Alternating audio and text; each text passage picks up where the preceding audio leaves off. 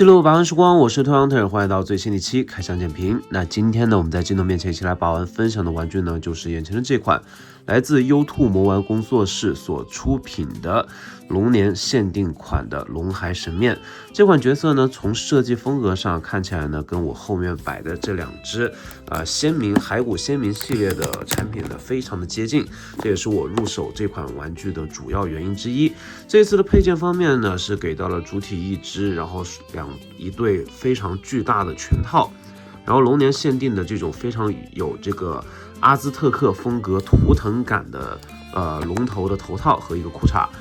武器配件还给了一把类似于量天尺一样的这个透明绿色零件，盒子包装还是我们的老朋友啊，这个塑料透明的这个盒子，让我想起以前初中的时候呢，直接也是拿这种盒子当做笔盒来使用啊。那么话不多说，直接来开箱吧。好的，本期的主角龙骸神面的全部内容物就展现在大家面前了。那还是像惯例一样，360的在镜头面前旋转一圈，给大家看一个整体的感觉。第一感觉呢，就是虽然使用的是骨铸塑体，但是在塑体的涂装方面，区别于之前的这个鲜明塑体啊，就完全不一样的那种感觉。之前在跟大家好像在1年前啊，就跟大家做这个鲜明的把玩分享的时候呢，我有说过鲜明的塑体，它比较像是从这个遗迹里面刚刚刨出来的那种感觉啊，灰尘扑扑的。也是非常有特点的一种涂装方式。那来到这一次的月骸神面呢，它则是一个类似于焦化的那种黄古色或者说暖古色的那种感觉啊。整体的观感呢和之前虽然风格上很像，但是呢视觉效果上呢，我觉得冲击力会更大一些。它会有一种和这个手上的图腾融合在一起的那种感觉，就是一体性会更强一些，而不是像这边仿佛是骷髅士兵，然后把自己身边的这种遗骸或者说就是遗迹里面的这些装备捡起来穿在自己身上，仿佛呢这具骸骨已经和这身装备融合在一起的那种感觉。我不知道表达清楚没有。那接下来呢，看一下他这一次身上的这个细节表达。首先头雕的头盔方面，因为本次呢依旧是属于生肖系列，那这次的这个头盔呢，其实可以看到非常明显的生肖龙的这个特征。这个特征呢，既有一些中国风，又有这个阿兹特克文明的这种方块型的转折的这种感觉。很多朋友呢听我说这个阿兹特克文明呢，可能一时半会儿就是没有反应过来。那其实呢，在很多动漫作品里面，这个文明或者说这种图腾和美术风格也经常出现啊。比如说《啾啾的奇妙冒险》第2部里面祝之南的这个壁画，还有这个《幻影之血》里面那个面具描述那个面具流动的这个壁画的动画片，其实也是根据这样一个风格去进行制作的。包括我小时候有一款游戏，类似于消消乐的游戏，叫做祖玛。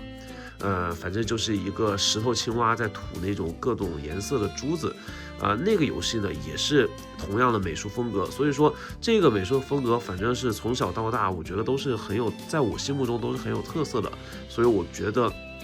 这一套玩具的美术设计非常戳我。然后其次呢，就可以看一下它这次的2个大拳套。这2个大拳套呢，第一次看到官图的时候，我就非常的喜欢。它既像是那种面具图腾，然后又是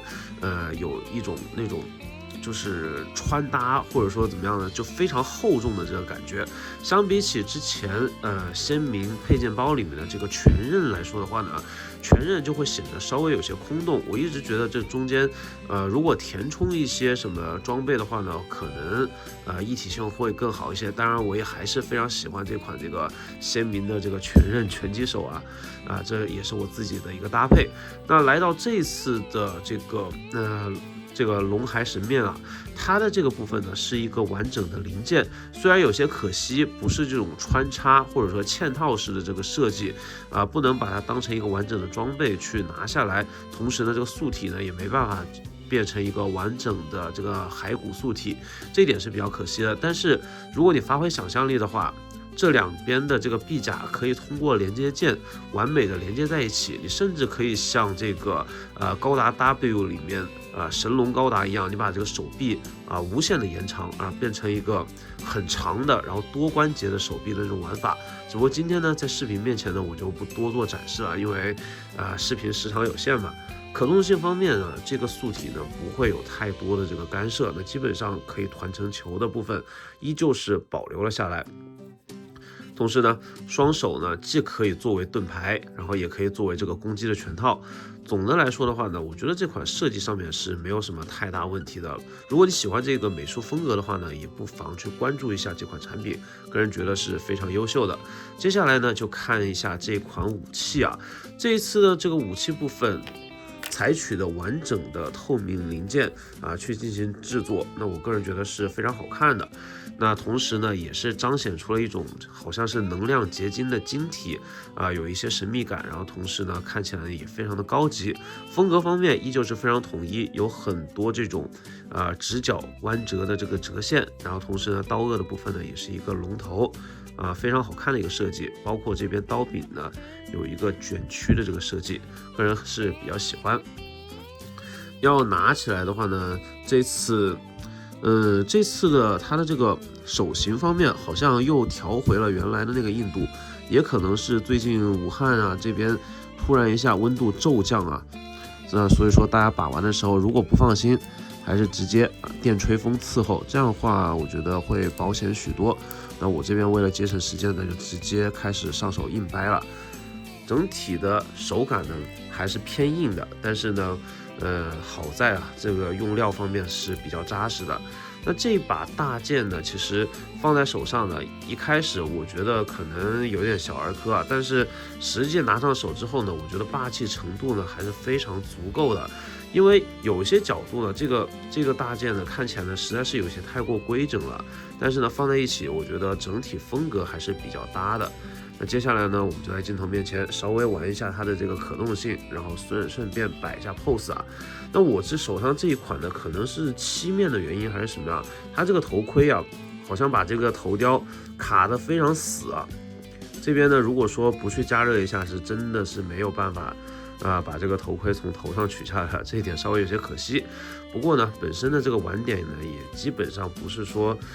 单纯的换头盔而是说把这边的这个造型完整的一个呈现。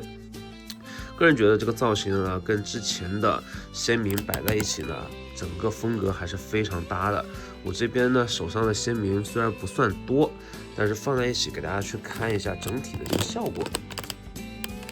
还是不错的吧。它相比起之前的这个重装战士还有这边的这个拳击手来说，全刃的这个战士来说，它身体上半身的覆盖虽然少但是呢，两边的这个臂甲呢真的是非常粗壮。那如果说给它加上更加厚重的这个装甲，看一下视觉效果会怎么样？因为本身呢，龙的鳞片呢，还有一些尖角的部分呢，在这个整体的这个风格下，它肯定会变成这种方形的这个棱角，它不会有那种极其尖锐的棱角存在。所以说，我相信这样的一个肩甲去搭配，肯定是非常 OK 的。我们这边简单的插一下，因为鼓柱素体背后的这两个孔洞，一般如果不去加热孔洞的话呢，还是很难去进行组装的。我们就简单去搭配一下。没想到它这边青蓝色的这种锈斑的这个痕迹，跟整体的这个风格呢，还是非常搭配的。个人觉得呢，这一套玩具，如果你之前有入手过骸骨鲜明，或者你非常期待后续的这个鲜明系列的